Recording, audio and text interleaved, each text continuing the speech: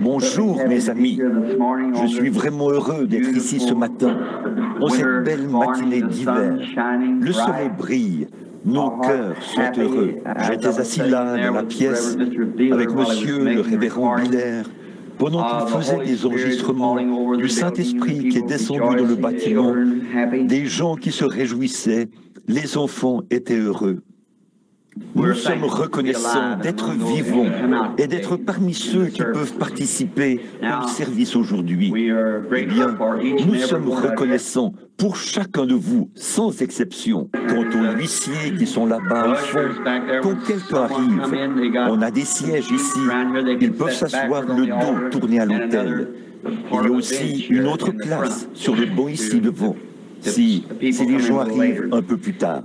Bon, la semaine prochaine, nous commencerons la tournée annuelle, là, une autre tournée mondiale.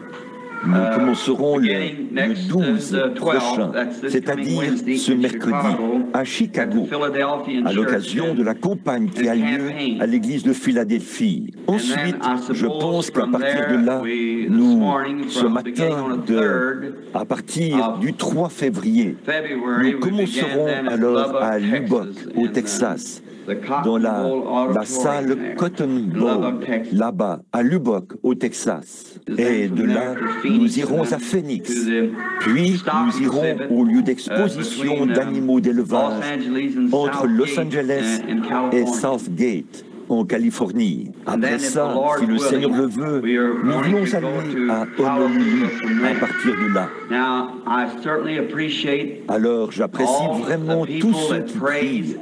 Si on pouvait chaque jour adresser au Seigneur une petite prière en faveur de ma santé, de ce côté-ci de l'éternité, vous ne saurez à peu près jamais à quel point je compte sur vos prières quand je suis en déplacement. J'étais reconnaissant d'entendre frère Tommy ce matin, alors qu'il donnait son témoignage. Il disait que Dieu a les bras ouverts et qu'il est toujours prêt à vous accueillir. Peu importe ce que vous avez fait, il a toujours les bras ouverts pour accueillir chaque âme repentante qui vient à lui. Peu importe ce que vous avez fait, ou combien grand est votre péché, il est toujours prêt à pardonner. Que Dieu te bénisse, mon jeune frère. Bon, je prenais note des résultats de la réunion de dimanche dernier au sujet des gens pour qui on avait prié.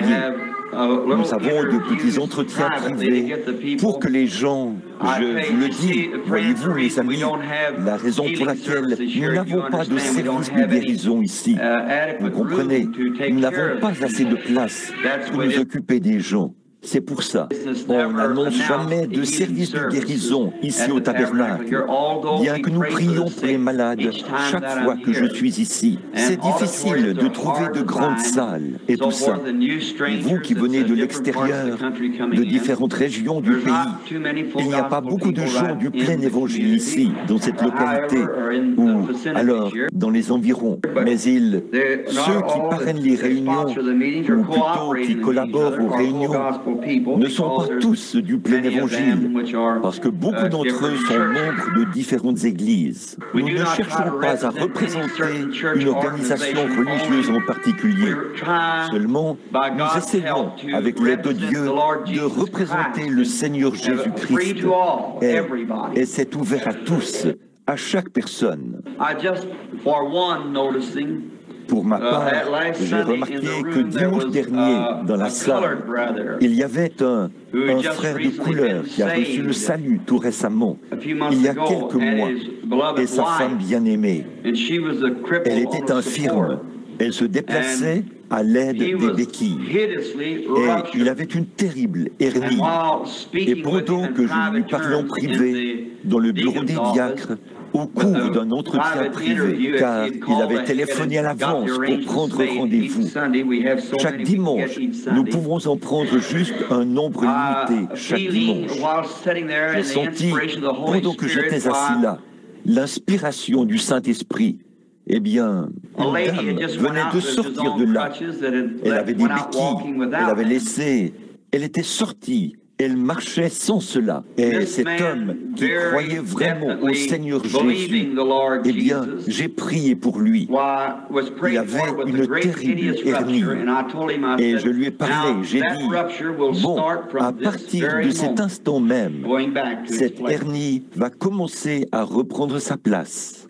J'ai dit, alors, au fur et à mesure qu'elle va rétrécir, observez-la au fur et à mesure qu'elle rétrécit. Et cela vous donnera plus de foi. Vous voyez, la foi doit reposer sur quelque chose et non sur un concept mythique.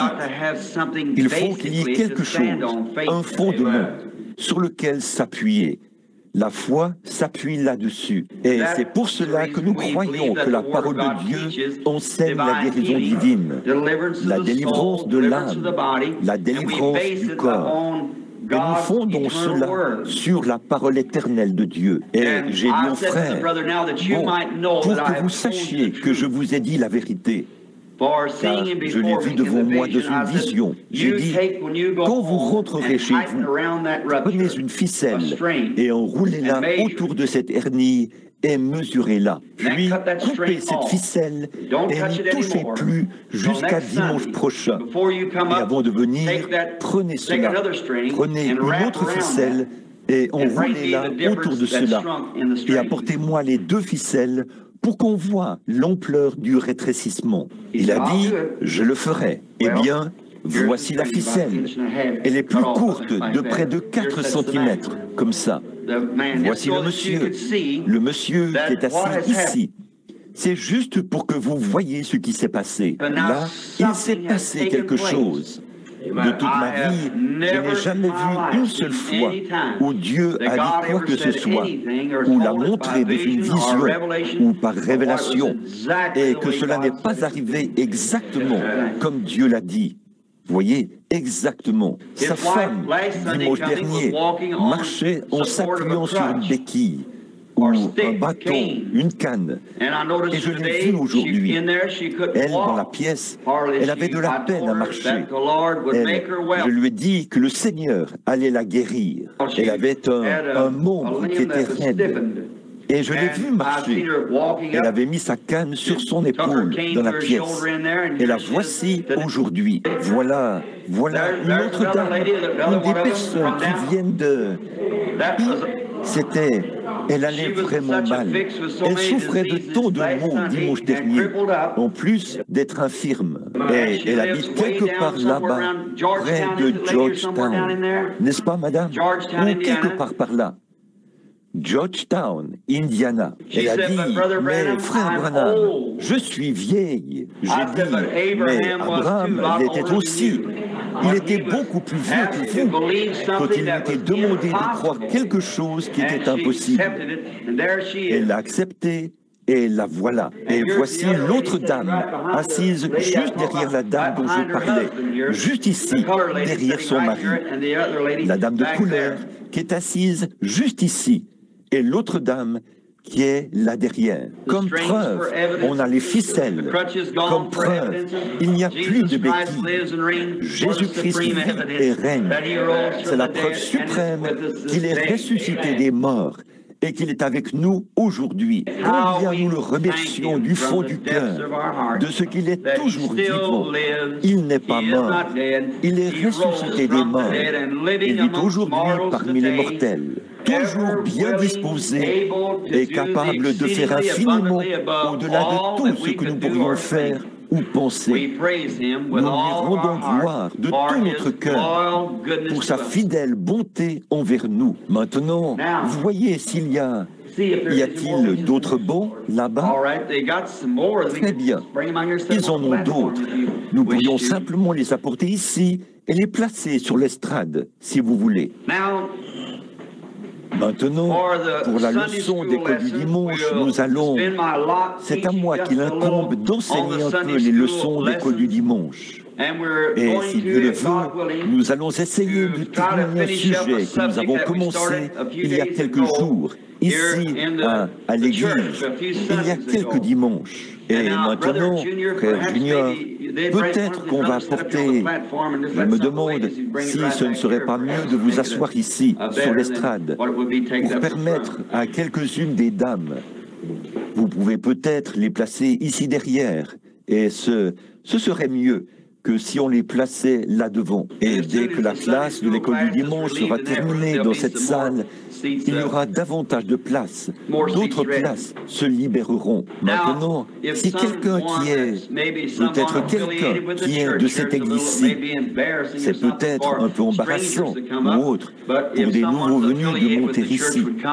Mais si quelqu'un qui est de cette église voulait venir occuper ces places, ça libérera probablement la place pour d'autres personnes qui viendront par la suite.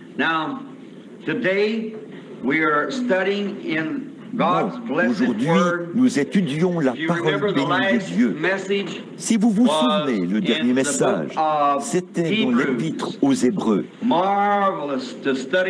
C'est merveilleux d'étudier la parole de Dieu. Elle nous donne la vie éternelle. Jésus a dit, sondez les Écritures, parce que vous pensez avoir en elles la vie éternelle. Ce sont elles qui rendent témoignage de moi. Comme c'est agréable de savoir qu'il nous a bénis, du fait qu'il nous a donné la parole vivante. Dieu est dans sa parole. Maintenant, prenez tous dans vos Bibles Hébreux chapitre 7. Et nous allons essayer de ne pas prendre trop de temps ce matin, mais juste exalter un peu Christ par la parole, pour pouvoir vous faire voir ce qu'il est et pourquoi nous sommes ici aujourd'hui, pourquoi le christianisme est ce qu'il est, en apportant la parole. Et la foi vient de ce qu'on entend. Ce qu'on entend vient de la parole de Dieu, la parole. Bon, nous sommes capables de prendre les pages et de les tourner comme ceci, mais il n'y en a qu'un seul qui soit capable d'ouvrir la parole. C'est Christ, car dans la vision, on l'a vu comme l'agneau immolé dès la fondation du monde. Lorsque Jean a regardé, et personne dans le ciel n'était digne d'ouvrir le livre, ou ne le pouvait, ni d'en rompre les sceaux. Et il a vu un agneau qui semblait avoir été immolé dès la fondation du monde. Il est venu et a pris le livre de la main droite de celui qui était assis sur le trône. Il a ouvert le livre et on a rompu les sceaux. Bon, il est l'auteur du livre. Pouvons-nous lui parler un instant avant de prendre le livre? Notre bienveillant Père Céleste, c'est avec des cœurs remplis de l'amour profond que nous venons aujourd'hui pour offrir notre hommage, notre louange et notre action de grâce à ton glorieux nom. Tu t'es tant soucié de nous. Lorsque nous étions encore des pécheurs, Christ est mort à notre place, l'innocent à la place des coupables. Il a porté sur lui les péchés de nous tous, les a effacés et a payé le prix suprême. Il a satisfait Dieu. Lui, il est ressuscité pour notre justification et est assis aujourd'hui à sa droite, toujours vivant pour intercéder sur la base de notre confession. Oh, combien nous te remercions pour cette ferme espérance que nous avons. Alors qu'autour de nous, tout est en train de s'écrouler, même la vie mortelle elle-même. Nos cœurs sont fixés sur cette espérance éternelle bénie. Beaucoup ici sont dans le besoin ce matin, Père, à cause de leur esprit, à cause de leur âme. Nous te prions de sauver ceux qui ne sont pas sauvés. Accorde-le, Seigneur. Accorde une marche plus rapprochée à ceux qui sont indifférents à ton égard. Et nous te prions de guérir tous les malades, afin que s'accomplisse ce qui était dit par notre Seigneur lui-même. Vous ferez, vous aussi, les choses que je fais. Et il a dit que nous devons aller par tout le monde et prêcher l'Évangile, imposer les mains aux malades, et les malades seront guéris. Et nous voyons ici, dans ce petit bâtiment ce matin, Beaucoup de gens qui avaient des béquilles il y a quelques jours, ils marchent normalement aujourd'hui sans ces béquilles. Ils ont été relevés et soutenus par les bras éternels de notre Seigneur Jésus-Christ. Et ils marchent. Ceux qui se mouraient du cancer sont ici bien portants. Tes serviteurs, les médecins, ont attesté qu'ils n'arrivent plus à en trouver la trace. Cela est disparu. Nous te remercions pour ces choses. Pardonne-nous nos manquements et remplis nos cœurs d'amour. Parle-nous par ta parole maintenant, car nous le demandons en son nom. Amen. Juste un petit rappel pour nous permettre d'avoir une idée de notre leçon sur l'écriture de ce matin. En fait, nous avons parlé de l'assurance de notre espérance, qui est si magnifiquement présentée ici dans l'épître adressée aux Hébreux.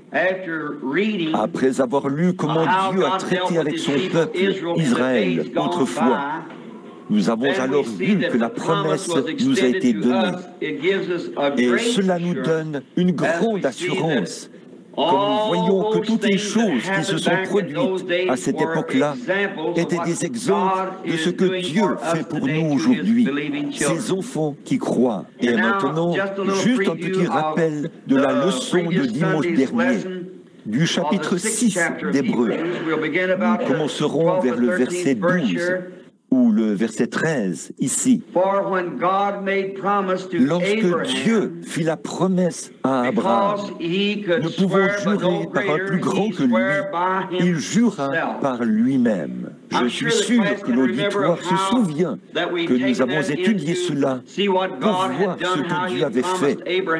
Il avait promis à Abraham qu'il lui donnerait cette alliance et qu'il la faisait avec lui et sa postérité pour toujours. Et Dieu a juré par serment. Et quiconque jure par serment, jure par un plus grand que lui. Comme Dieu n'avait personne qui soit plus grand que lui, par qui il pouvait jurer, il a donc juré par lui-même qu'il garderait cette alliance faite avec Abraham. Alors, quel fondement solide pour vous, les saints du Seigneur. Si nous abordons ce sujet aujourd'hui en toute lucidité, calmement, sans jamais nous emballer. La foi ne s'emballe jamais. La foi ne se précipite jamais. La foi sait de quoi elle parle. On n'a jamais vu notre maître s'emballer pour quoi que ce soit. Lorsqu'il s'est tenu là, près de la tombe d'un homme mort, il était tout aussi calme que lorsqu'il s'est assis sur la montagne et qu'il a promené le regard sur Jérusalem. Alors qu'il était là, sur l'agitation, sur un bateau dans une mer agitée, par des flots tumultueux, il se reposait si totalement sur Dieu qu'il n'y a même pas prêté attention, pas assez pour se réveiller. La foi est toujours imperturbable. Maintenant, nous voyons ici que la raison pour laquelle nous pouvons être imperturbables, c'est que la promesse a été faite à notre père Abraham et à ses enfants. Et Dieu, qui a donné la promesse, a juré par un serment qu'il la confirmerait et la tiendrait. Et c'est ce qu'il a fait. Et nous voyons que les enfants d'Abraham ne sont pas des Juifs qui en ont les dehors, c'est-à-dire ceux qui étaient de la tribu de la lignée d'Abraham. Mais par Abraham est venu Isaac, par Isaac est venu Christ. Par Christ, le monde a été béni, car il est dit à Abraham et à sa postérité, c'est-à-dire à Christ. Et c'est par ce canal que toutes les tribus de la terre devaient entrer dans cette alliance. Et l'alliance avait été donnée à Abraham sans condition. Ce n'était pas « Abraham, si tu fais quelque chose, je ferai ceci. » Mais je l'ai déjà fait. Voyez, ce n'est pas ce que nous faisons. C'est ce que lui, il a fait pour nous. Il n'y a rien que nous puissions faire pour mériter quoi que ce soit. Qui de nous pourrait, nous qui sommes injustes, un jour faire quoi que ce soit pour mériter quelque chose devant le grand Dieu Jéhovah et sa grande sainteté suprême.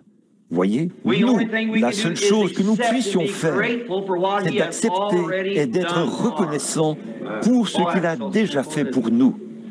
Oh, c'est tellement simple, pas vrai? Et je suis sûr que souvent le point de vue des gens, c'est qu'ils essaient de faire de la guérison divine et tout, quelque chose à quoi on arrive par de grands efforts, quelque chose de très éloigné. Si seulement je pouvais y arriver. Pouvez-vous imaginer Jésus qui dit, maintenant, je vais examiner ma foi pour voir si j'ai assez de foi pour faire cela, voir si je vais devoir jeûner un moment pour voir si j'aurai assez de foi pour faire cela. Il n'était pas du tout conscient de la foi qu'il avait. Il prononçait la chose tout simplement et il savait qu'il en serait ainsi. Tout comme vous êtes venu de chez vous aujourd'hui, vous voulez probablement rentrer chez vous. Vous avez dit à votre femme ou à vos proches, je serai de retour peu après midi. Comment le savez-vous? Vous ne cherchez pas à réfléchir. Ai-je assez de foi pour rentrer chez moi? Ai-je assez de foi pour conduire ma voiture? Inconsciemment, vous tournez la clé pour démarrer. Vous partez en voiture et vous rentrez chez vous. Voilà, voyez? C'est la foi inconsciente qui agit. En Christ, c'est pareil. Inconsciemment, simplement nous disons, c'est sa parole. Voilà, c'est réglé. Ça s'arrête là. Et nous poursuivons notre route. C'est comme ça qu'on se rétablit. Maintenant, Dieu a juré par lui-même, rien de plus grand que lui. Nous allons nous dépêcher pour aller de l'avant, car notre sujet d'aujourd'hui, c'est Melchisédek. Melchisédek, le grand prince et roi. Alors, le verset 14 dit, et dit, certainement, je te bénirai et je multiplierai ta postérité. En effet, il devait être multiplié dans toutes les nations. Et l'évangile par Christ, or, cela n'était pas possible sous la dispensation de la loi, parce que ça ne s'étendait pas jusque-là. Ce n'était destiné qu'aux circoncis, c'est-à-dire aux Juifs. Mais dans le domaine du Saint-Esprit, il a circoncis chaque cœur. Voyez-vous, toutes les nations. Il allait multiplier Abraham dans toutes les nations.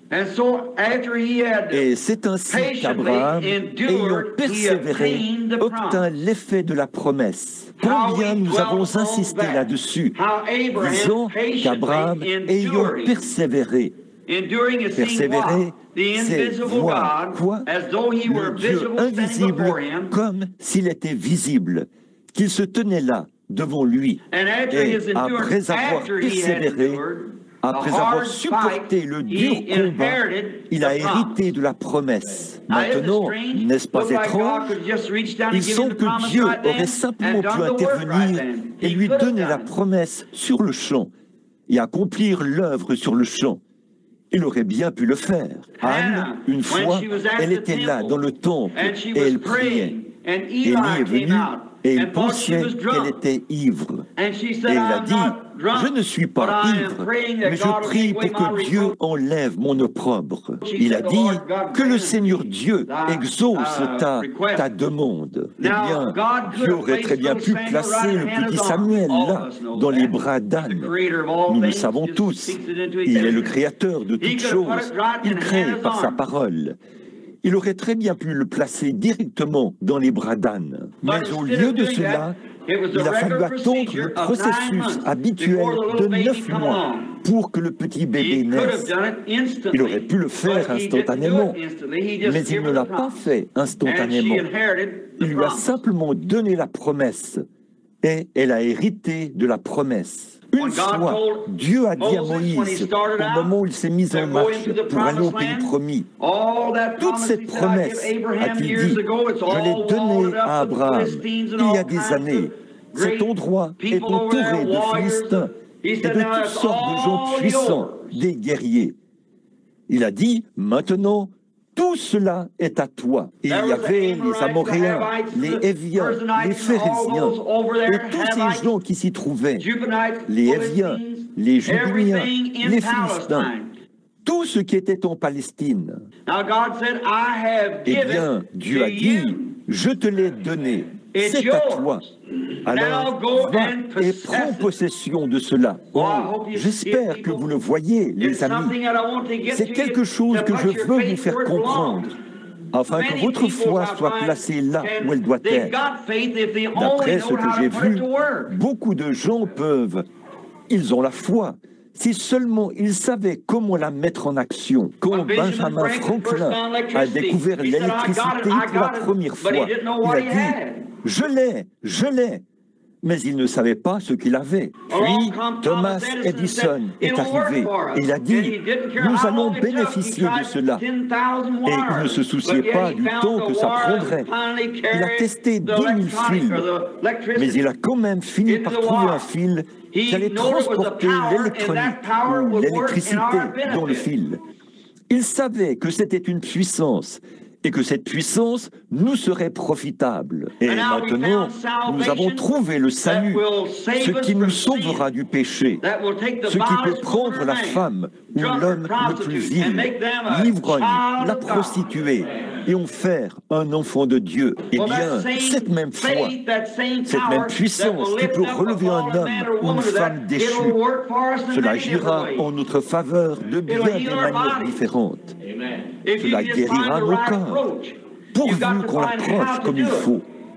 Il faut trouver comment s'y prendre. Disons, par exemple, que j'ai un terrain agricole plein de bons maïs sur cette colline-ci et qu'il est presque mort à cause du manque d'eau, et que j'ai un puits artésien de ce côté-ci de la colline. Eh bien, je ne peux pas faire en sorte que ce puits artésien déverse son eau ici en bas, en passant ici en haut sur le côté de la colline pour l'arroser. Mais je dois étudier ce terrain pour voir comment cette eau pourra avoir son propre courant et suivre son propre cours, jusqu'à venir arroser ses cultures. Elle le fera si je la laisse suivre son propre canal. C'est pareil pour le Saint-Esprit et pour la promesse de Dieu. Si seulement nous pouvons laisser cela suivre son cours, sans intervenir, sans y injecter nos doutes, parce que ceci ne s'est pas produit et que cela ne s'est pas produit. Laissez simplement le Saint-Esprit de Dieu agir et reposez-vous sur la promesse. Ça fera exactement ce que Dieu a dit que ça ferait. Abraham était un vieillard de 100 ans lorsque Dieu lui est apparu sous le nom de Dieu Tout-Puissant. Le mot Tout-Puissant, là, vient du mot hébreu El Shaddai, qui signifie la poitrine ou le sein d'une femme. Eh bien, il était vieux, il n'avait plus de force, mais El Shaddai est le Tout-Puissant, celui qui donne la force. Et tout ce qu'Abraham avait à faire pour obtenir l'effet de cette promesse, c'était de s'en tenir strictement à cette promesse. Autrement dit, c'est comme le bébé qui se repose sur sa mère et qui tire sa nourriture de sa mère. Cela procure de la force au bébé. Et nous faisons la même chose quand nous venons à Dieu et que nous voyons sa promesse. Nous nous reposons simplement sur lui et nous tirons de sa parole la force de Dieu. Nous nous abandonnons à son cours. Nous ne prenons pas nos propres idées. Nous croyons simplement cela. Après avoir persévéré, il a obtenu l'effet de la promesse. Oh, j'aime vraiment ça. En effet, ce qui fonctionne pour le salut, ça fonctionne de la même manière pour la guérison divine. Et Dieu, dans son grand amour et sa miséricorde infinie, nous l'a donné. Maintenant, il dit, certainement je te bénirai et je multiplierai ta postérité. Et c'est ainsi qu'Abraham, ayant persévéré, endura l'effet de la promesse. Verset 16. Or, les hommes jurent par quelqu'un qui est plus grand qu'eux, et le serment est une garantie confirmée qui met fin à tous leurs différends. Autrement dit, si l'on jure par un serment, alors ça met fin à tout. Si vous vous présentez là et que vous dites, frère Branham, moi, en tant que chrétien, je pose ma main sur la Bible et je jure solennellement que je ferai une certaine chose. Si Dieu me donne de vivre assez longtemps pour le faire, je le ferai. Très bien. Alors pour moi, c'est la fin de tout doute. Voyez, vous m'avez juré que vous le feriez. Et Dieu a juré à Abraham qu'il garderait cette alliance avec lui et avec sa postérité pour toujours. Dieu a juré par lui-même qu'il le ferait. Et ce faisant, sous l'ancienne loi, quand on faisait un serment sous l'ancienne loi, on tuait un animal, on le coupait en deux. Puis les deux hommes qui avaient prêté serment se plaçaient entre les deux morceaux de l'animal et ils écrivaient une sorte de contrat sur un bout de papier. Ensuite, on déchirait ce morceau de papier en deux et on les remettait à l'un et à l'autre. Lui, il prêtait serment au-dessus de cet animal mort, déclarant ainsi que s'il rompait cette alliance, qu'il soit comme cet animal mort. Alors, comme Dieu ne pouvait jurer par qui que ce soit d'autre, il a juré par lui-même.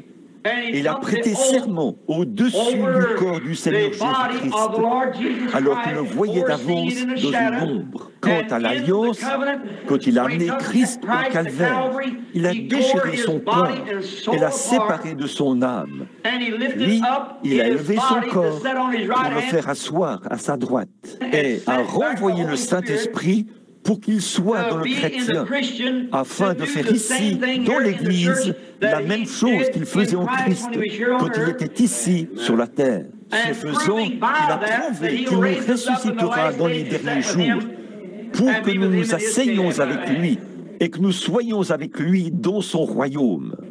Et de voir aujourd'hui le même Saint-Esprit qui était sur Jésus-Christ œuvrer dans l'Église et confirmer tout ce que Dieu a dit. Quelle merveilleuse espérance cela fait naître en nous de penser que nous sommes ses enfants et que nous sommes bénis par sa présence.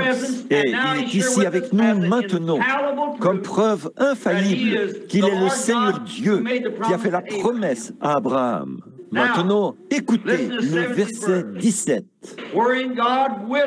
C'est pourquoi Dieu, voulant montrer avec plus d'évidence aux héritiers de la promesse l'immutabilité de sa résolution, intervint par un serment, afin que, par les choses immuables, c'est impossible que Dieu montre, nous trouvions un puissant encouragement, nous dont le seul refuge a été de saisir l'espérance qui nous était proposée. Quelle merveilleuse promesse! Deux choses immuables. Dieu ne peut pas mentir, être Dieu. Donc, si Dieu a fait une promesse ici, dans sa Bible, nous croyons que la Bible est la parole infaillible de Dieu. Et si Dieu a fait une promesse dans cette Bible, nous avons cet encouragement. Nous savons qu'il est impossible que Dieu montre. Par conséquent, quand nous voyons qu'il l'a promis dans la Bible, nous le croyons, âme, corps et esprit. Il est impossible qu'il monte. Donc, s'il y a une faille, elle est en nous et non en Dieu. En effet, Dieu est tenu d'exécuter sa parole, car il a juré par sa parole. Oh là là, je suis sûr que quand on voit les choses sous cet angle-là, elles commencent à se dessiner autrement et elles prennent une autre tournure. Elles ne sont plus comme avant. La guérison du corps, ça ne devient pas une fiction. Ça devient une réalité. Le baptême du Saint-Esprit, ça ne devient pas une substance forgée sous le coup de l'émotion. Ça devient une réalité. La présence en nous du Seigneur Jésus-Christ pour changer notre vie. Il y a quelques soirs, lors d'une réunion de prière, un homme m'a dit, le Saint-Esprit n'a pas été donné. C'était juste au 10 ou au 12. Le jour de la Pentecôte. J'ai dit, eh bien, dans ce cas, qu'en est-il des 120 qui étaient là présents et qui l'ont reçu? Qu'en est-il de la maison de Corneille, un peu plus tard, où les gens des nations l'ont reçu? 33 ans plus tard, quand Paul a demandé aux baptistes s'ils avaient reçu le Saint-Esprit après avoir cru. Puis, il leur a imposé les mains et ils ont reçu le Saint-Esprit. Lorsqu'il mettait l'église de Corinthe en ordre, il a aussi établi dans l'église des apôtres, des prophètes, des docteurs, des évangélistes, les dons de guérison et tous ces dons merveilleux, des années et des années après la Pentecôte. Alors, aujourd'hui, c'est pour chaque croyant. Allez par tout le monde et prêchez l'Évangile à toute la création. Jusqu'où? Par tout le monde. À combien de personnes? Tous les peuples. Celui qui croira et qui sera baptisé sera sauvé. Celui qui ne croira pas sera condamné. Et voici les miracles qui accompagneront ceux qui auront cru. En mon nom, ils chasseront les démons. Ils guériront les malades, et ainsi de suite. Voilà, c'est ça, c'est la promesse de Dieu. Il a juré qu'il le ferait. Peu importe combien de gens s'élèvent pour essayer de contrefaire ou d'imiter cela, combien de choses s'élèvent pour essayer de contredire ou d'anéantir cela, il continuera encore et encore, pour toujours. Car Dieu a juré par lui-même qu'il la tiendrait. Si je néglige de prêcher cela et que je me relâche, Dieu suscitera quelqu'un pour prendre ma place et aller de l'avant avec cela. Si vous manquez d'y croire, quelqu'un prendra votre place et croira cela à votre place. Car Dieu a juré qu'il le ferait. Oh, quelle consolation cela nous donne! Et le plus beau de l'histoire, mon ami chrétien, c'est de savoir que maintenant, nous en avons la preuve. Ici, nous en avons la bénédiction, nous en avons la puissance, nous en avons les miracles, nous en avons les signes, nous en avons la photo. Nous l'avons sous toutes les formes que Dieu a promises, même plus que ce qu'il a promis de nous donner. Et c'est infaillible. C'est la vérité. La vérité, non pas la vérité d'un homme, non pas la vérité d'un docteur ou d'un philosophe, mais c'est la vérité du Dieu Tout-Puissant. Et quelle espérance cela nous donne!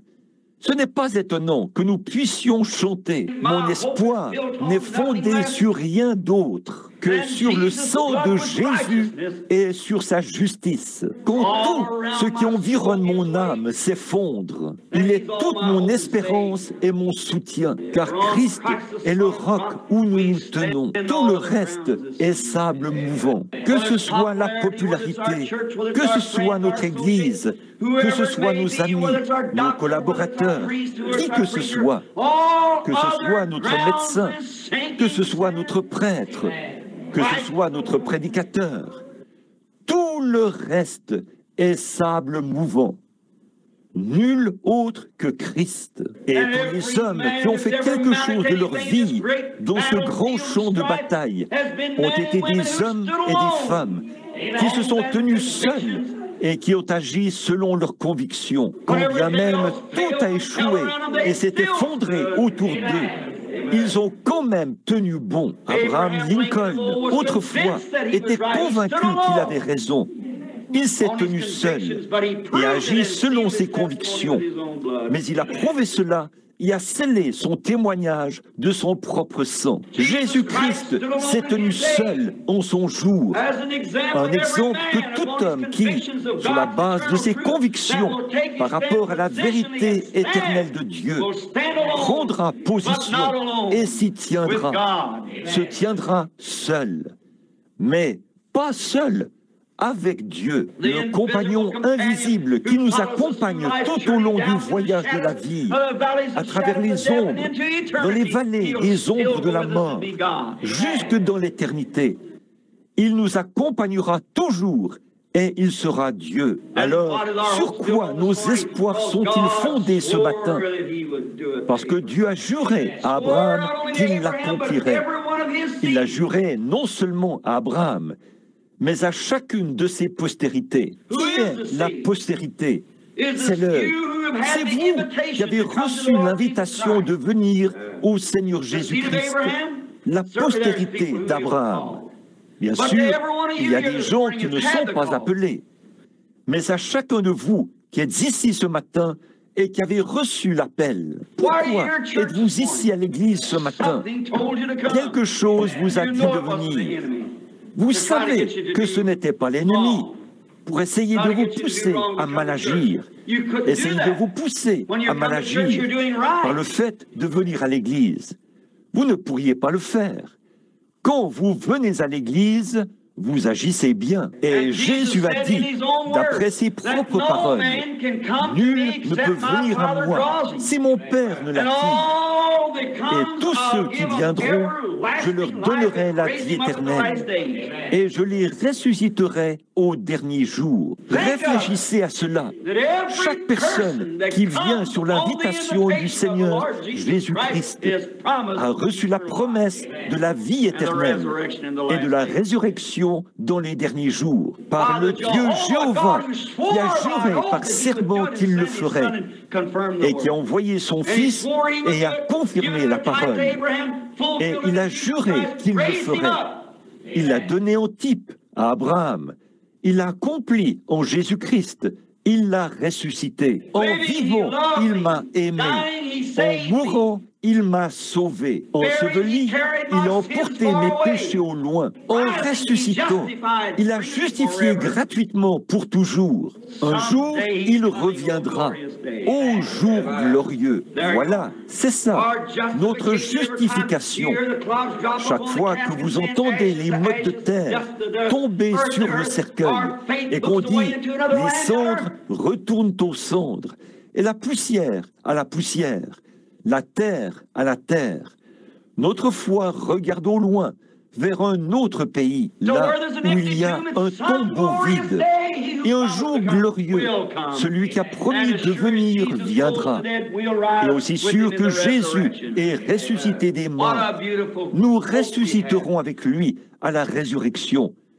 Quelle belle espérance nous avons. Maintenant, continuons rapidement. Notre temps va s'écouler sans qu'on s'en rende compte. Maintenant, je crois que c'est le verset 19. Cette espérance, nous la possédons comme une ancre de l'âme, sûre et solide, à pénétrer au-delà de ce qui est dans le voile. L'encre de notre âme qui a pénétré dans le voile, au-delà du voile, et qui s'est ancrée. Vous savez, parfois, un navire, les militaires et d'autres le savent, et vous qui avez été en mer, quand les vagues deviennent trop fortes pour le bateau, il l'ancre et il y a une corde qu'on laisse descendre qui le retient. Et il se peut que les vagues le poussent comme ceci et comme cela, mais l'ancre le retient. L'ancre. Ils ne peuvent pas voir la terre nulle part, mais ils jettent l'ancre au-delà du voile, c'est-à-dire l'eau, et cette ancre descend au fond de la mer, sur le sommet d'une grande montagne quelque part. Elle traîne jusqu'à ce qu'elle s'accroche à cette montagne. Elle s'accroche là, à cette crevasse, et la mer en entier ne peut plus la déplacer. Elle est ancrée, hors de vue. Et toute personne qui a reçu Jésus-Christ comme son sauveur personnel, qui est né de nouveau du Saint-Esprit, vous avez jeté l'ancre. Si vous êtes malade et que votre espoir est fondé sur Christ, vous avez jeté l'ancre. Le médecin peut dire ceci, cela ou autre chose. Mais aussi sûr que votre foi, regarde au loin. Les vagues, les périodes de maladie, la fièvre peut monter, et tout. Mais votre ancre tient bon au-delà du voile. Quelque part là-bas, dans le pays mystique, on vous dit, sur quoi fondez-vous vos espoirs? Le médecin a dit que tout est terminé. La médecine dit qu'elle ne peut rien faire. L'opération a échoué. Mais mes espoirs ne sont pas fondés là-dessus. Notre espérance est au-delà du voile.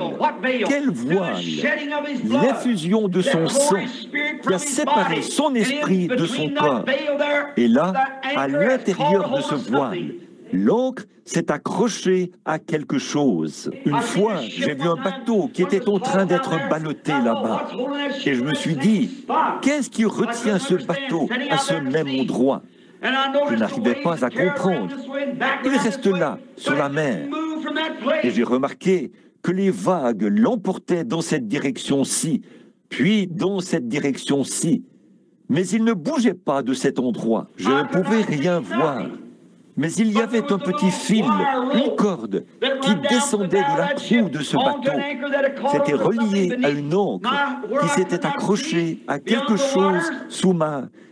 que je n'arrivais pas à voir dans les eaux. Et c'est là que c'était accroché.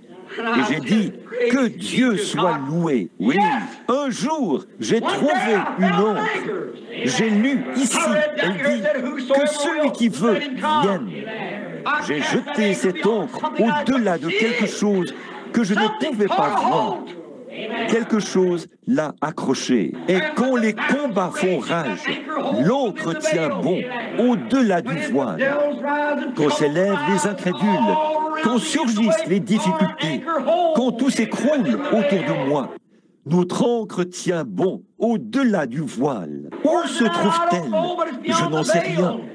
Mais elle se trouve au-delà du voile, quelque part, là-bas, ancrée dans le rocher des âges. Notre ancre est solide, inébranlable. Elle tient bon au-delà du voile. Cette espérance, nous la possédons comme une ancre de l'âme, sûre et solide, sûre et solide. Oh, si seulement nous avions un peu plus de temps pour saisir ce que signifie l'assurance. Assurance, quelque chose dont vous êtes certain, votre assurance. Cette assurance, qu'est-ce que c'est? Dieu a juré par serment qu'il le ferait. Voilà l'assurance. Là, il y a quelque temps, un homme est venu me voir et il m'a dit, « Billy, je veux te vendre une police d'assurance. » Bon, les assurances, c'est très bien. Moi-même, je n'en ai pas. Je suppose que je suis allé trop loin sur ce point-là. Une fois, une compagnie a dépouillé mon pauvre vieux papa de ses bénéfices parce qu'il était trop illettré pour lire la police. Et un avocat de Philadelphie n'arrivait pas à démêler ça de toute façon. Alors il a dit, il lui a vendu cette police et il l'a payée pour mon frère et moi pendant 20 ans. Il était venu là et lui avait dit, ça vaudra 500 $ à terme. Et pendant la dépression et tout, le pauvre vieux travaillait dur. À la fin du terme, on nous a dit qu'ils avaient mal lu la police. Ça valait 7 $ et 50 cents. Alors, ça m'a laissé un goût un peu amer. Bon, ils ne sont pas tous comme ça. Il y a des agents d'assurance assis ici, en ce moment. Bien des fois, des gens sont venus et m'ont dit, « Billy, je veux te vendre des assurances. » Bon, je trouve que c'est tout à fait en ordre. J'ai dit, « Regarde, j'ai une assurance. » Et il a dit, « Quelle sorte d'assurance as-tu? » Il a dit, « Quelle police détiens-tu? » J'ai dit, la vie éternelle. Il a dit, la vie éternelle? J'ai dit, oui, monsieur. Il a dit, qui vend ces polices? J'ai dit, le Seigneur Jésus. Il a dit, et tu as une assurance? J'ai dit, oui, monsieur. Il a dit, quel genre d'assurance est-ce vraiment? Qu'est-ce que c'est, Billy? J'ai dit, c'est une assurance. Il a dit, laquelle? J'ai dit, assurance bénie, Jésus est mien. Oh, quel avant-goût de la gloire divine. Il a passé son bras autour de mes épaules. C'était un ami d'enfance. Nous étions juste là, de l'autre côté de la rue. Il a dit, Billy, ce n'est pas ça qui va t'installer au cimetière. J'ai dit, je sais, mais cela m'en fera sortir. Je ne me fais pas de soucis pour y entrer, mais cela m'en fera sortir. C'est vrai, je pouvais penser à ma police d'assurance quand j'étais malade, mais ça ne m'a servi à rien. Mais quant à mon assurance en Jésus, j'avais une ancre solide. L'assurance que Dieu avait juré par lui-même qu'il tiendrait chaque parole qu'il a promise. Quand Mayo a dit « Il n'y a aucun espoir pour toi, aucun espoir que je vive », je souffrais de régurgitation, ce qui allait finir par me tuer. Mais mon ancre a tenu bon au-delà du voile. Eh bien, qu'est-ce que vous voyez? Je ne sais pas ce que je vois. Il y a quelque chose que je sais. Voilà ce qu'il en est. Vous le savez. Ce n'est pas par les œuvres, c'est par la foi. Nous le croyons. Quel genre d'assurance Abraham avait-il reçu du médecin, de l'association médicale d'Uri ou d'ailleurs? Lui qui avait 100 ans et Sarah 90 ans. Ils allaient avoir un bébé, mais son oncle a tenu au-delà du voile, car Dieu lui avait donné la promesse, et il s'est reposé là-dessus. Et il appelait les choses qui n'étaient pas comme s'ils étaient, parce qu'il savait que Dieu était capable. Voilà, c'est ça. Dieu était capable d'accomplir ce qu'il avait promis. Il a créé le monde, il m'a créé, il a tout créé, il vous a créé, il a tout créé, tout par sa parole. Et sa parole fera exactement ce qu'elle dit qu'elle fera. Maintenant, oh, combien, quelle espérance! Cette espérance que nous avons, l'assurance de l'espérance au-delà du voile. Il va falloir que nous nous dépêchions maintenant, parce que nous allons avoir une longue ligne de prière. Remarquez, là, oh là là, très bien. Tout le monde, regardez maintenant le verset 20. Regardez ceci. Là où Jésus est entré pour nous comme précurseur. Le précurseur de quoi? Le précurseur de notre salut, au plan physique et spirituel. Car il était blessé pour nos péchés, brisé pour notre iniquité. Le châtiment qui nous donne la paix est tombé sur lui. Et c'est par ses meurtrissures que nous avons été guéris. Le précurseur de notre salut est déjà entré. Jésus, l'assurance est déjà entrée. Ayant été fait souverain sacrificateur pour toujours, selon l'ordre de Melchisédek. Maintenant, nous en arrivons là où nous voulons prendre ce sujet très rapidement et l'aborder. Toutes ces grandes promesses, nous les ramenons à une seule chose, c'est Jésus, notre précurseur, qui était la postérité d'Abraham, nous a appelés par le Saint-Esprit à cette espérance bénie que nous avons maintenant, une ancre de l'âme, solide et sûre, ancrée au-delà du voile. Ce Jésus qui était fait précurseur selon l'ordre de Melchisédek. Maintenant, ce grand homme, Melchisédek, c'est de lui que nous voulons parler pendant les quelques prochaines minutes. Je vais me dépêcher pendant les 10 ou 15 prochaines minutes. Ensuite, nous aurons la ligne de prière. Faites grandir votre foi maintenant. Ne laissez pas le diable vous ravir quoi que ce soit.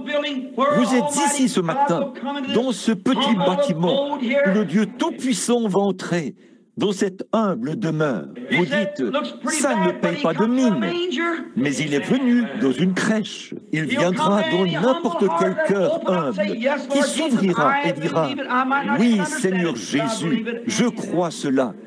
Je ne comprends peut-être même pas cela, mais je le crois quand même. Cette espérance bénie que nous avons, Christ, le précurseur, est déjà venu. Savez-vous ce qu'est un précurseur? C'est quelque chose qui précède ou qui prend les devants.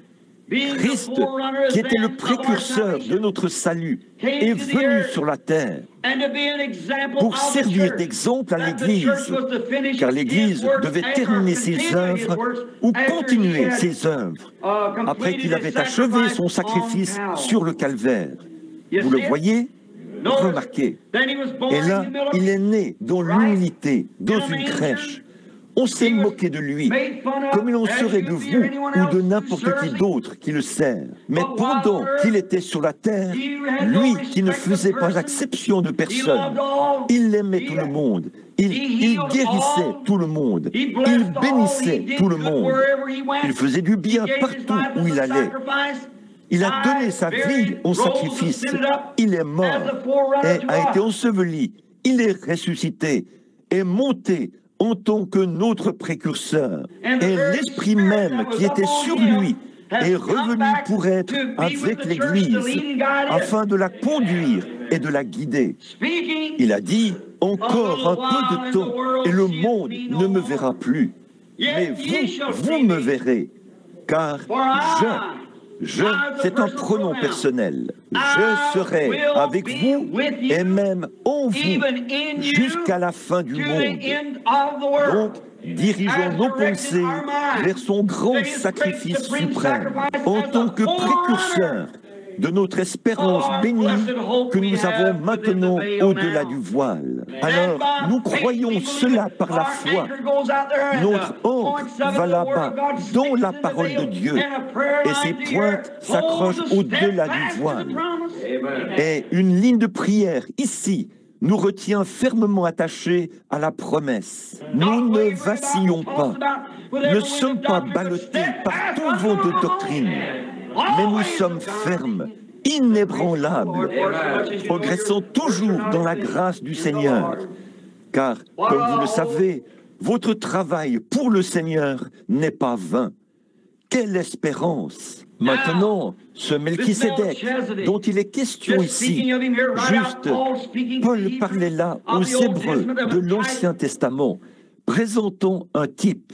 Reportons-nous à Genèse, chapitre 14, et lisons juste un peu avant de continuer, pour voir qui était ce Melchisédek.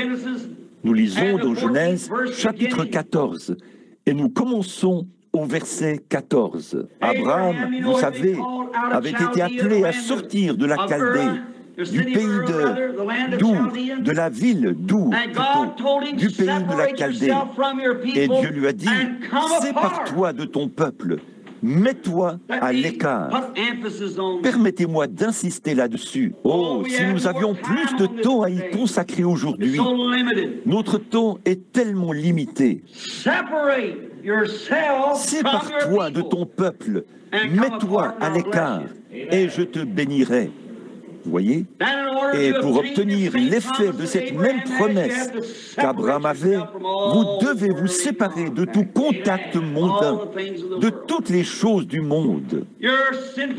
Vos désirs de péché, vos convoitises, les passions du monde et toutes ces choses, séparez-vous de cela. Mettez-vous à l'écart dans un pays étranger, un pays où vous n'avez jamais été auparavant, pour marcher non pas par la vue, mais par la foi, car Abraham n'avait rien. Personne n'avait traversé ce fleuve d'Euphrate et séjourné dans ce pays. Mais Abraham, par la foi, a quitté les siens. Il est allé de l'avant et s'est séparé. De même que le sang de Jésus-Christ nous sépare des choses du monde aujourd'hui par le Saint-Esprit, pour que nous marchions en nouveauté de vie, critiqués, tournés en ridicule, traités d'exaltés, incompris. Mais notre encre tient bon. Hébreux 11 dit, ils allaient ça et là, vêtus de peau de brebis et de peau de chèvre, dénués de tout, de lieu en lieu, car ils croyaient qu'ils cherchaient une cité dont Dieu est l'architecte et le constructeur. Quelque chose en eux leur disait, il y a un pays, une cité dont Dieu est l'architecte et le constructeur. Et c'est ce qu'ils cherchaient, sans savoir où ils allaient. C'est pareil pour chaque pèlerin aujourd'hui. Il cherche quelque chose sur lequel il ne peut pas mettre la main, mais il en voit la preuve tout autour de lui. Qu'est-ce qui m'a poussé à faire ceci? Qu'est-ce qui a fait marcher cette femme infirme-ci? Qu'est-ce qui a fait marcher cette femme infirme-là? Qu'est-ce qui fait que cette hernie quitte cet homme? Qu'est-ce qui a fait que ce cancer quitte cette femme? Qu'est-ce qui a fait que ses oreilles sourdes s'ouvrent l'autre soir, ici, à 82 ans? Qu'est-ce qui a fait cela? Ce sont des attributs surnaturels que l'encre, cette cité dont Dieu est l'architecte et le constructeur, et que nous cherchons sans pouvoir voir où elle est. Mais il y a quelque chose qui s'ancre là-bas. L'encre est au-delà du voile. Nos espérances sont solides, inébranlables. Et Abraham a quitté le pays, il a voyagé. Il se faisait appeler un étranger et un pèlerin. Et regardez, Abraham, comme tous les mortels, ce n'était pas un homme immortel. Ce n'était pas un homme qui ne pouvait pas faire d'erreurs, mais un homme qui faisait constamment des erreurs. Mais peu importe le nombre d'erreurs qu'il a faites, son ancre a tenu bon, car il avait la promesse. Il a donc emmené Sarah avec lui. Il a emmené Lot. Il a emmené son papa.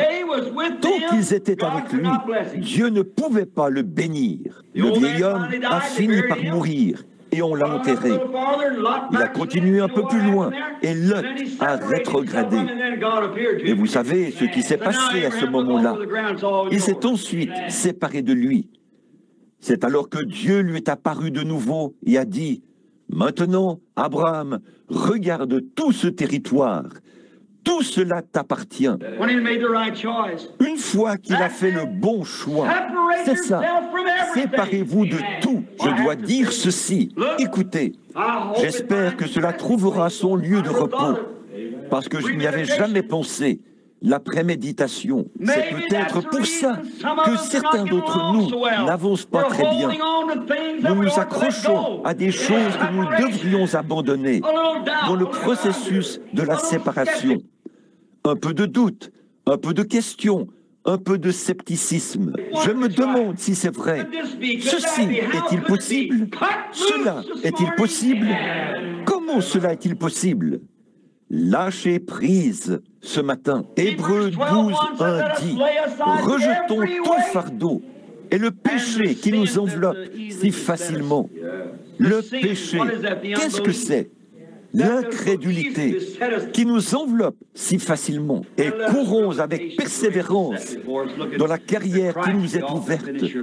Ayons les regards sur Christ, le chef et le consommateur de notre foi. Remarquez Abraham ici. Par la suite, Lot a eu des ennuis. Il est allé à Sodome et à Gomorrhe. Vous connaissez l'histoire. Nous devrons nous dépêcher, faire vite. Nous n'y arrivons pas. Le verset 14. Et avant longtemps, tous les rois des nations sont descendus là-bas. Ils sont allés dans Sodome et ont déclaré la guerre. Ils ont pris Lot, le neveu d'Abraham, et l'ont emmené avec eux, la femme de Lot, les enfants et tous les autres. Puis, ils ont quitté le pays. Et l'un des rois de Sodome, quand il s'est mis à fuir, il s'est retrouvé dans les puits de bitume là-bas, et il est tombé mort. C'est avec le bitume qu'ils fabriquaient les briques et le ciment dont ils se servaient pour construire leur ville. C'est juste un petit résumé de l'histoire. Vous pourrez lire cela quand vous rentrerez chez vous.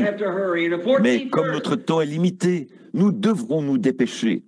Le verset 14. Dès qu'Abraham eut appris que son frère avait été fait prisonnier, frère, j'aime ça, son frère. Et regardez ce que Lot lui avait fait. Mais il y avait quand même une sorte de lien qui les unissait, même si le frère était rétrograde. Comme ce jeune homme l'a dit tout à l'heure, le jeune ministre qui est ici, qu'il avait rétrogradé et qu'il était parti. Et pourtant, d'une manière ou d'une autre, le Saint-Esprit continue d'appeler cette personne. Quand il a des ennuis, il est là, avec lui. Le frère d'Abraham avait été fait prisonnier et il arma 318 de ses plus braves serviteurs et les amena dans sa maison. Et il poursuivit les rois jusqu'à Don. Il divisa sa troupe pour les attaquer de nuit, et lui et ses serviteurs. Il les battit et les poursuivit jusqu'à Shoba, là, à la gauche, vers Damas. Abraham a réuni tous ses serviteurs et ses hommes d'armes. Pensez un peu à cet homme qui était pauvre, quand il a quitté ce pays, là-bas, à Our, en Chaldée. Le voici qui a 318 hommes armés comme serviteurs. Et vous dites que Dieu ne vous bénit pas? 318 hommes. Vous dites, eh bien, est-ce vrai? C'est ce que dit l'Écriture. Il avait suffisamment de serviteurs pour combattre une armée. Et il a vaincu. Remarquez. Et il ramena. Il les a poursuivis. Il a pris tout ce qu'ils avaient. Ramena toutes les richesses. Il ramena aussi Lot, son frère, avec ses biens, ainsi que les femmes et le peuple. Après qu'Abraham est revenu vainqueur, le roi de Sodome sortit à sa rencontre. Et les rois de la vallée et la vallée du roi. Melchisédek, roi de Salem, fit apporter du pain et du vin et les lui donna. Il était sacrificateur du Dieu Très-Haut. Après que tous ces rois des nations étaient venus et avaient enlevé son frère, Abraham a pris ses serviteurs, les a poursuivis, s'est rendu là-bas et les a attrapés. Puis il est revenu avec eux. Il a massacré ces rois. Il les a ramenés. Et remarquez, le roi de Sodome s'est présenté là. Le roi de Gomorrhe avait été tué. Mais le roi de Sodome s'est présenté et il lui a apporté, comme il est dit ici, toutes les richesses que tu as ramenées, que ces gens avaient emportées, je te les donne. Plus loin dans ce chapitre, nous voyons qu'Abraham a dit, je ne prendrai pas même un fil, ni un cordon de soulier, afin que tu ne dises pas que tu as enrichi Abraham. Mais voici la pensée à laquelle nous voulons arriver. Melchisédek, roi de Salem, fit apporter du pain et du vin. Il était sacrificateur du Dieu Très-Haut. Il bénit Abraham et dit, « Béni soit Abraham par le Dieu Très-Haut, maître des cieux et de la terre. » Il bénit Abraham. Et il, béni soit le Dieu Très-Haut qui a livré tes ennemis entre tes mains. Et Abraham lui donna la dîme de tout. J'aime ça. Remarquez maintenant, après qu'Abraham, voici le tableau spirituel. Abraham, son frère, qui s'était égaré. C'est un tableau de la vraie Église, ou du vrai croyant Dieu, qui est béni de Dieu, et qui a la promesse de Dieu, qui a l'alliance de Dieu, et qui a la foi dans l'alliance. Maintenant, réfléchissez. Si vous comptez ici une dizaine ou une quinzaine de rois étaient de cette campagne, et combien de serviteurs avait-il? Probablement. Mais Abraham n'a compté que ceux qui étaient de lui, les fidèles, nés dans sa propre maison. Oh là là! Le fidèle, né dans sa propre maison, c'était ses serviteurs, ceux qu'il avait circoncis et qui étaient inclus dans la même promesse que lui. Et il est allé à la recherche de son frère rétrograde. Il les a poursuivis avec une petite poignée d'hommes, 318 hommes. Il a poursuivi les rois, les a vaincus, les a saisis et les a tués. Puis il a ramené tout ce qui était perdu. Une image parfaite de Christ. Et quant à l'Église, le Saint-Esprit conduit le fidèle, qui est né dans la même maison du Saint-Esprit où Christ est né. Il est à la recherche du rebelle et du rétrograde. Il détruit tout mal qui les a vaincus.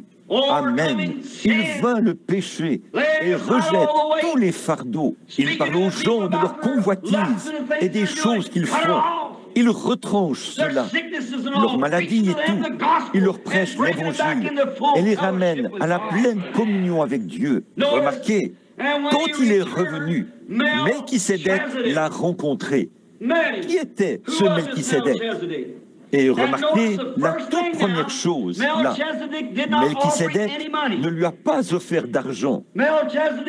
Melchisédek lui a seulement offert du pain et du vin. Melchisédek était un sacrificateur du Très-Haut, le roi de Jérusalem. Ça s'appelait Salem à cette époque-là. J'ai ici ma concordance Cruden. Je me suis dit que si c'était remis en question, je pourrais prouver plus tard que Jérusalem s'appelait à l'origine Salem. J-E-R-U-S-L-E-M. Vous voyez, Salem. Jérusalem. Vous voyez, à l'origine, ça s'appelait H-I-R-U-A-M. Jérusalem. C'est vrai. Quand elle était la propriété des gens des nations. Oh, j'espère que vous saisissez ceci maintenant. À l'origine, Jérusalem était la propriété des gens des nations. Et le roi de Jérusalem, ou Salem, c'est-à-dire le roi de paix, le roi de justice, a rencontré Abraham à son retour et lui a donné la communion, du pain et du vin, des milliers d'années ou des centaines d'années avant que le pain et le vin soient des ordonnances dans l'Église. Et il était le roi de Jérusalem. Amen. Qui était ce grand homme? Revenons maintenant à notre texte, le verset 7, ou le chapitre 7. En effet, ce Melchisédek, roi de Salem, sacrificateur du Dieu Très-Haut, il était non seulement un roi, mais aussi un sacrificateur, qui alla au-devant d'Abraham lorsqu'il revenait de la défaite des rois, qui le bénit. Il n'y a que quelqu'un de plus élevé qui puisse donner des bénédictions. Observez, à qui tout, et à qui Abraham donne la dîme de tout, qui est d'abord roi de justice, d'après la signification de son nom, ensuite le roi de Salem, c'est-à-dire le roi de paix. Qui était ce grand homme il y a bien des années? Qui était-il? Écoutez, lisons un peu plus à son sujet.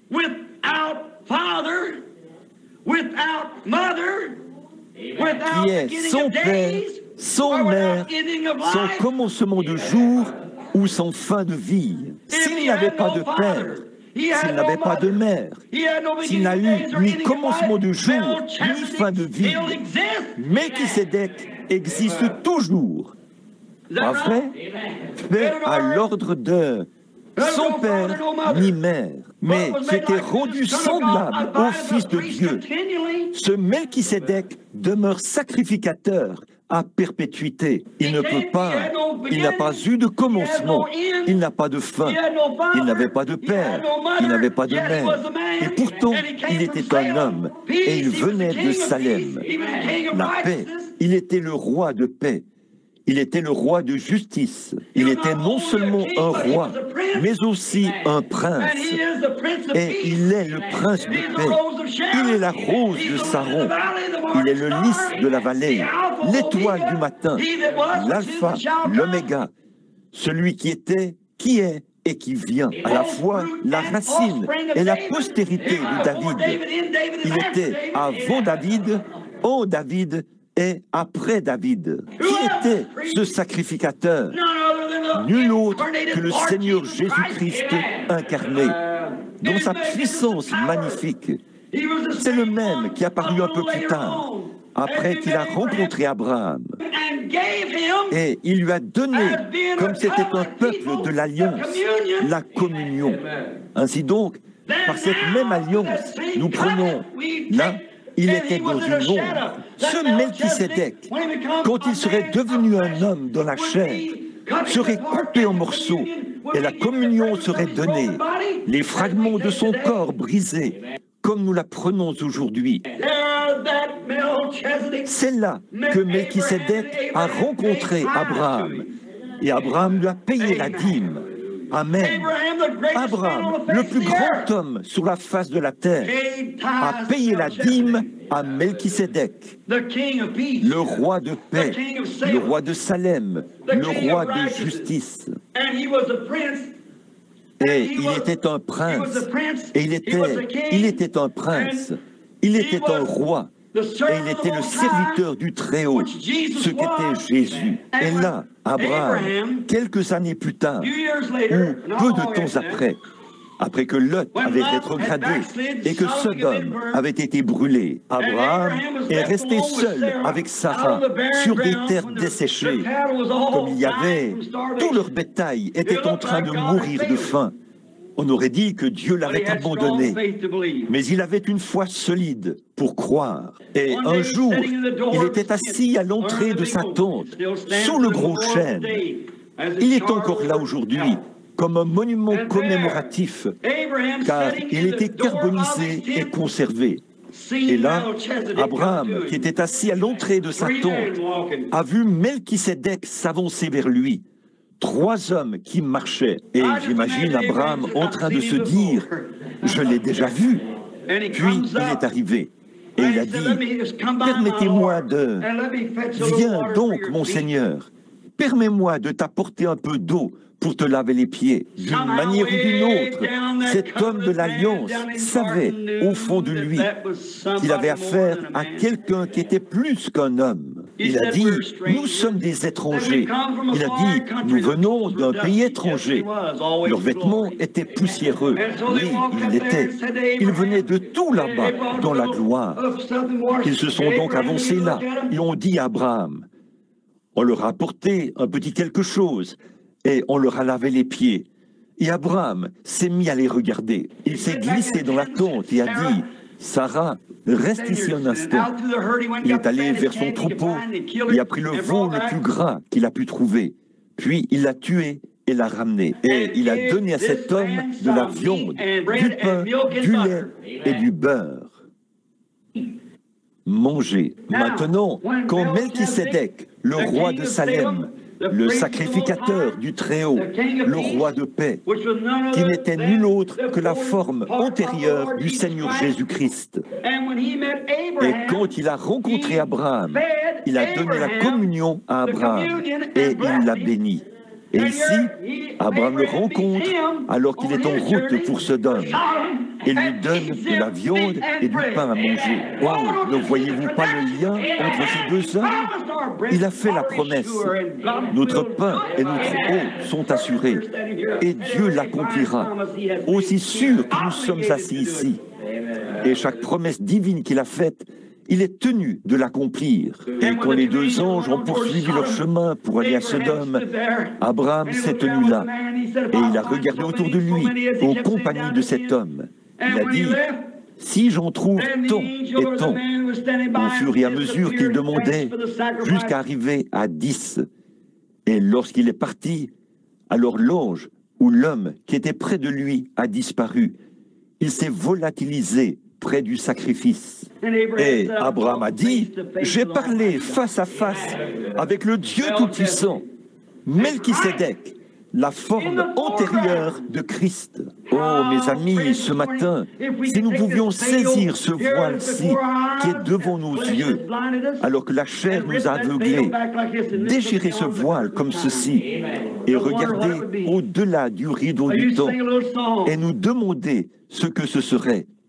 J'avais l'habitude de chanter un petit cantique. J'ai mal au cœur, j'ai le cafard, et c'est Jésus que je veux voir. Je veux entendre des cloches du Havre, le doux carillonnement. Oh, si seulement je pouvais le voir et regarder de l'autre côté du rideau du temps, cela donnerait à me donnerait plus de foi et ferait et me rendrait toute ma force. Si seulement je pouvais regarder de l'autre côté du rideau du temps. Qui est donc celui qui était dans cette Jérusalem sur la terre à ce moment-là? Celui qui n'avait ni commencement de jour, ni fin de vie, et qui est venu et a donné la communion à Abraham, à qui la promesse avait été faite. Et cette promesse nous est faite ce matin. Elle est offerte à chacun de vous. Nous pourrions passer plus de temps. J'aimerais que nous en ayons sur ce glorieux sujet. Peut-être le ferons-nous un jour, une fois ce voyage terminé, alors que je m'en vais partout dans le pays, dans différents pays étrangers, ici et là, pour prêcher l'Évangile. Permettez-moi de vous laisser cette pensée, mes enfants bien-aimés, mes frères et compagnons d'œuvre dans l'Évangile de notre Seigneur Jésus-Christ. Ne vous lassez pas. Reprenez courage ce matin. Levez la tête. Fortifiez les genoux affaiblis et les mains qui étaient languissantes. Tournons le regard vers le chef et le consommateur de notre foi, le Seigneur Jésus-Christ, qui nous a donné ses promesses. Cette chose que j'ai essayé de vous prêcher par la révélation qui m'a été donnée par le Seigneur Jésus-Christ, alors que je ne suis qu'un ignorant, sans instruction et illettré. Le Dieu Tout-Puissant a quand même répandu cela devant le monde, car c'est infaillible. Ici, ce matin, sont assis des gens qui étaient infirmes et affligés la semaine dernière et qui sont normaux et en bonne santé cette semaine. Il y en a qui étaient sourds quand ils se sont présentés ici, il y a quelques soirs. Ils sont ici en ce moment et ils entendent normalement comme tout le monde. Qu'est-ce que c'est? C'est l'alliance inconditionnelle de Dieu qu'il a faite avec Abraham et sa postérité. Il a promis qu'il l'accomplirait.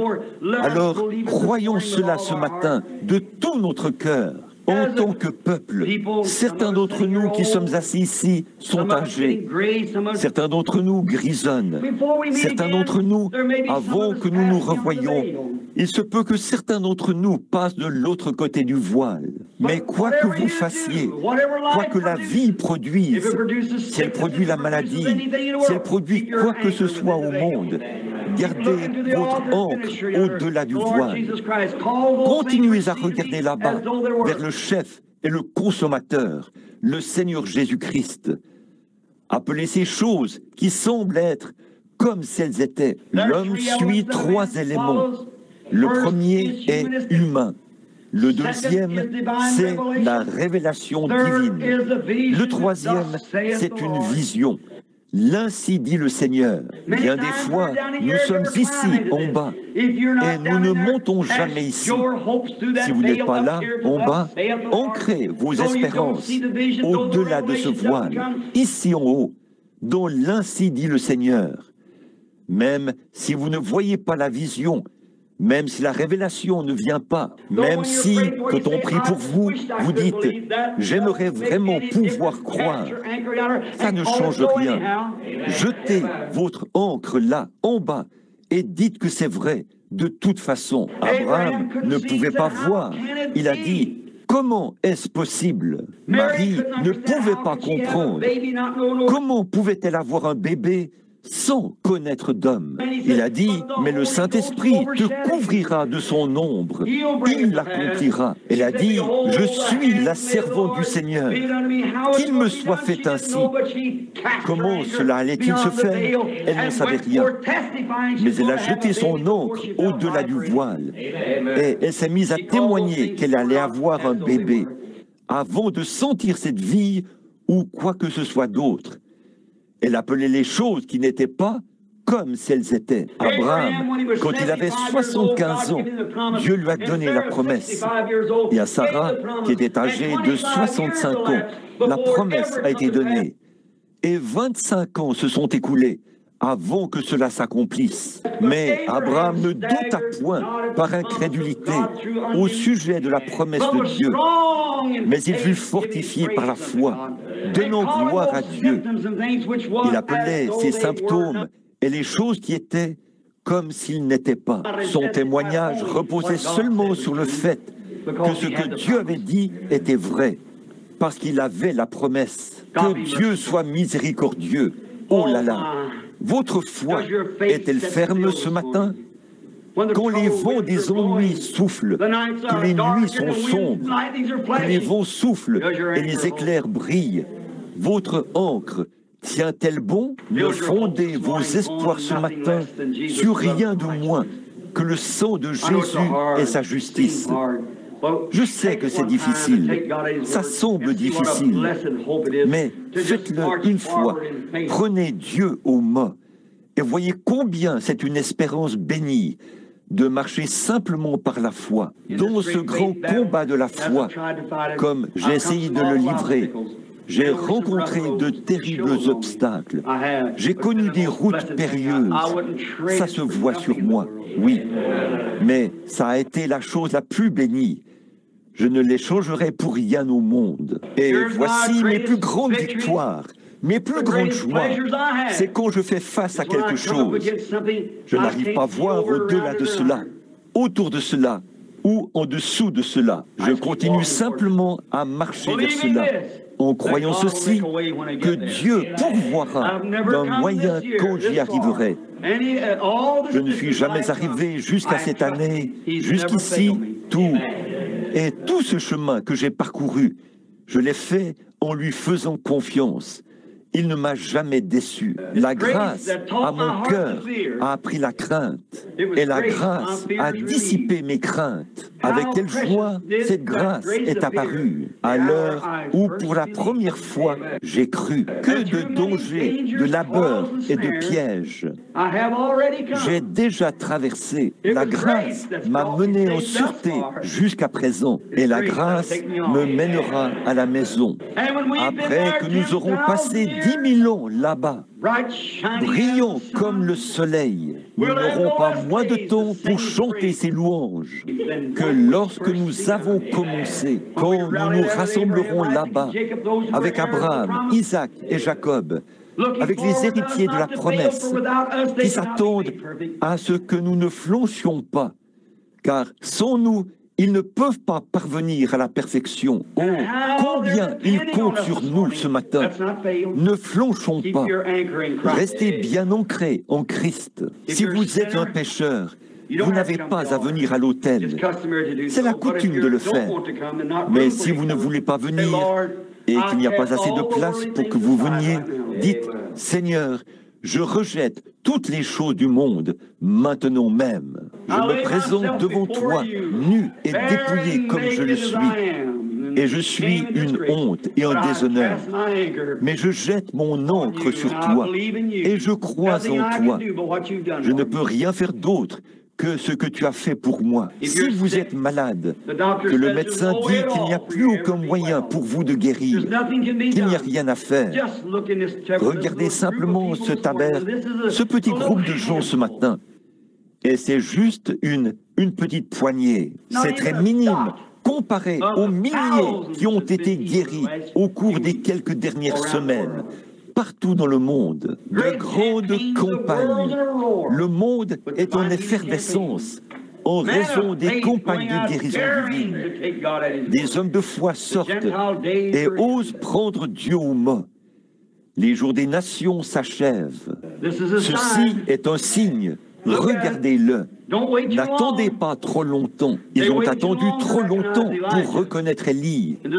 Et les disciples ont même dit, « Pourquoi les scribes disent-ils, Élie doit venir premièrement ?» Il a dit, « Il est déjà venu, et vous ne l'avez pas reconnu. » Ils ont dit, « Qui était-ce » Il a dit, « Jean-Baptiste. » Eh bien, ont-ils dit, c'était certainement lui. Jésus est venu.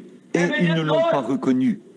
Après que le Romain l'a crucifié et qu'il était trop tard pour faire quoi que ce soit, il a dit, assurément, cet homme était le Fils de Dieu, bien qu'il ait été mis au rang des malfaiteurs, bien qu'on lui ait craché dessus, bien qu'il ait été ridiculisé et persécuté.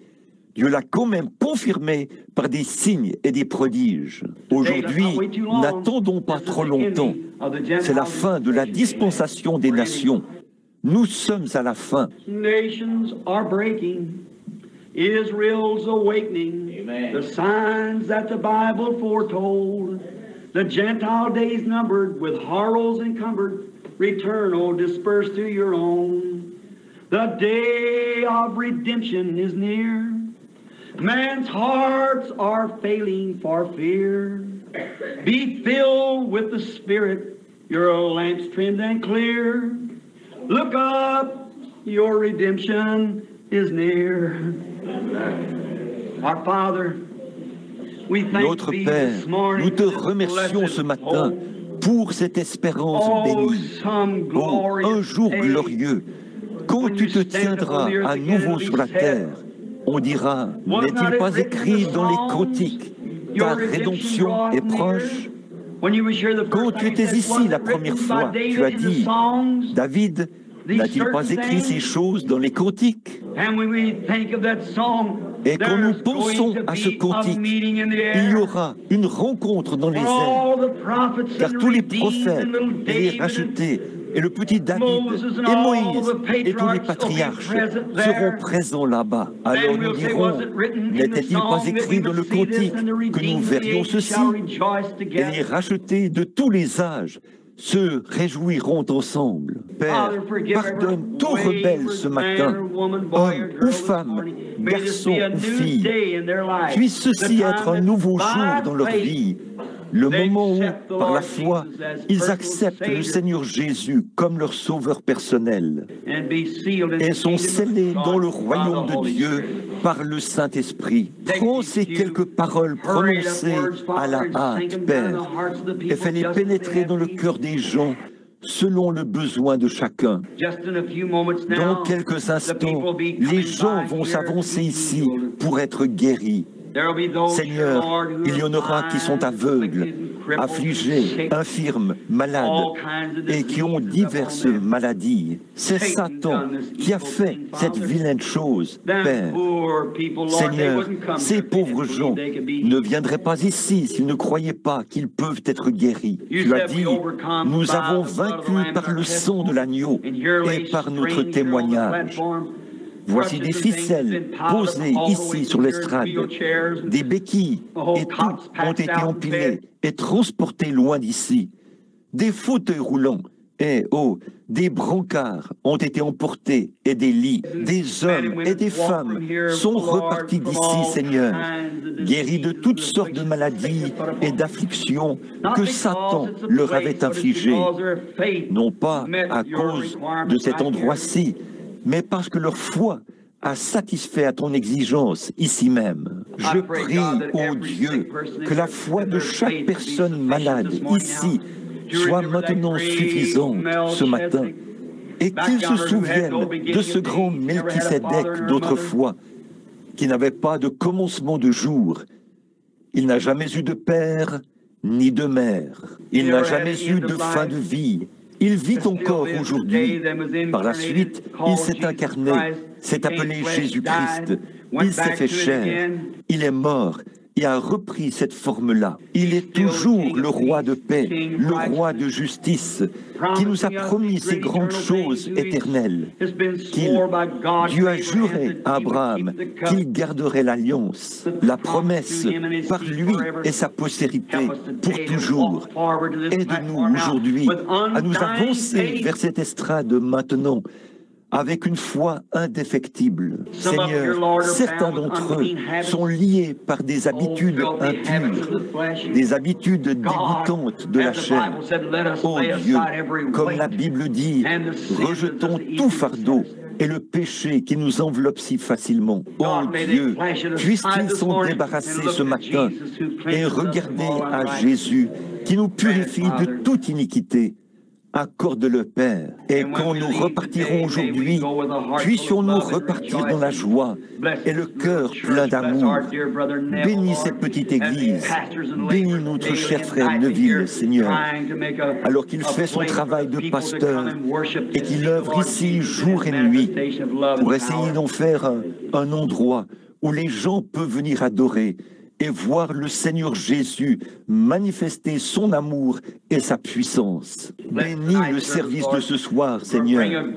Accorde-nous une grande bénédiction. Et Père, nous prions maintenant que la gloire te revienne en toutes choses. Et un jour, quand toute cette vie sera terminée et que la dernière prédication aura été prêchée, que la Bible sera fermée, et que la sonnerie de l'extinction des feux aura retenti, que les armes seront entassées, que la fumée de la bataille sera en train de se dissiper, que le soleil se sera couché. Alors, Père, reçois-nous dans ton royaume.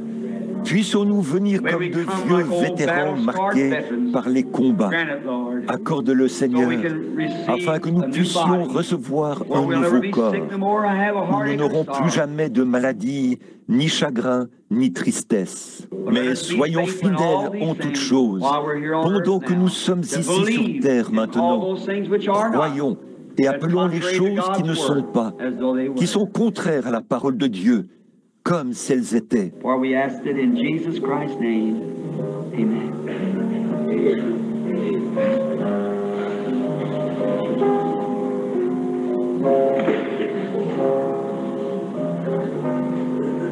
Car nous le demandons au nom de Jésus-Christ. Amen. Y a-t-il quelqu'un ici qui a envie de dire « J'aimerais vraiment accepter le Seigneur Jésus-Christ. Je ne l'ai jamais fait auparavant. Je veux simplement lever la main. » Dites « Moi, je lève la main pour signifier que je l'accepte. » Que Dieu vous bénisse, sœur. Que Dieu vous bénisse, frère. Que Dieu vous bénisse. Que Dieu vous bénisse. C'est que Dieu vous bénisse, frère. Je veux accepter le Seigneur Jésus-Christ. Que Dieu vous bénisse, sœur. Que Dieu vous bénisse. Et que Dieu vous bénisse. Que Dieu vous bénisse. C'est ça. Pensez-vous qu'il n'entend pas ça? Il connaît votre cœur. C'est lui qui vous a dit de le faire. Que quelqu'un d'autre dise, je veux croire maintenant. Je dis maintenant, Seigneur, je veux t'accepter maintenant même. Je veux que mon encre soit solidement attachée là, à l'intérieur du voile, de sorte qu'elle ne bouge jamais. Je t'accepte comme mon sauveur. Quelqu'un d'autre voudrait-il lever la main? Que Dieu vous bénisse. What then, when the great book is open? What then, when the one that rejecting this message today will be asked to give a reason? What then? Que le Seigneur vous bénisse maintenant.